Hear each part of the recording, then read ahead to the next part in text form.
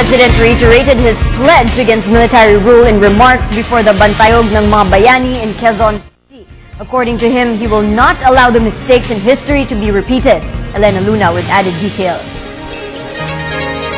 The chief executive may have attended a number of wreath-laying ceremonies, but the one at the Bantayog ng mga Bayani in Quezon City is personal to him. Behind the monument of a rising figure of a woman lifting a man is a granite wall bearing the name of his father, Benigno Ninoy Aquino Jr. Ninoy's name is among the first 65 martyrs engraved in 1992. At kung tutusin, siya ay isa lamang butil ng datos sa mahabang listahan ng libo-libong Pilipino na ipinadakip, na ipinakulong at kung di pinalad, napatay. Mula nang di umano'y nilagdaan ni Ginoong Marcos ang proklamasyon ng martial law noong ika-21 ng Setyembre 1972. Ito ang dahilan kung bakit nakatindig tayo at tinitingala ang Bantayog na ito. Sumasaludot tayo sa bawat pangalang nakaukit dito.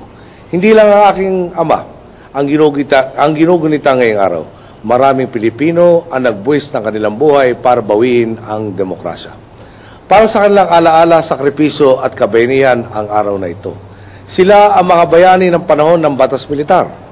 Nakakaukit man o hindi ang mga pangalan nila sa bantayog ng mga bayani, ang pagtitipon natin ay simbolo ng ating kolektibong pasasalamat sa kanilang kadakilaan. The president recalled he was just 12 years old when martial law was declared. But as the pages of history unfolded, he saw how Marcos ruled. Upang matyak na mga pinapasa nating mga impormasyon sa mga kabataan ay nakabatay sa tunay na nangyari sa kasaysayan, inatasan ko ang National Historical Commission of the Philippines na buo ng isang komite. Ang layon, ang masusing paglikom sa mga karanasan at kwento ng mga individual na talagang nabuhay ng panahon ng martial law. Nais natin tiyakin na katotohanan lamang ang bukal ng mga impormasyong nakalimbag sa mga aklat ng mga estudyante, hindi sa pinagtagpi-tagping kasinungalingan ng mga propagandista, hindi sa mga retaso ng paglilinlang ng mga revisionista. May kasabihan, ang mga nakakalimot sa mga kamalian ng nakaraan ay laging nasa bingit na ulitin ito.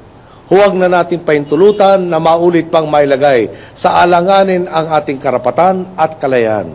Hindi ako makakapayag na may pasang muli sa susunod na henerasyon ang mga pagkakamali ng kasaysayan. Pahalagahan natin ang pamanat aral ng batas militar.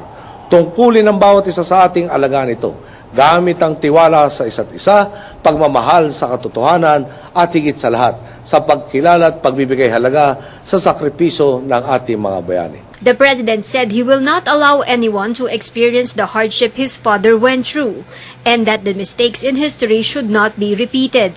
The theme of the 40th anniversary is a tribute to martial law heroes and martyrs. Also taking part in the ceremony were high school students from Quezon City and relatives of the heroes of martial law. For the People's Television, Elena Luna.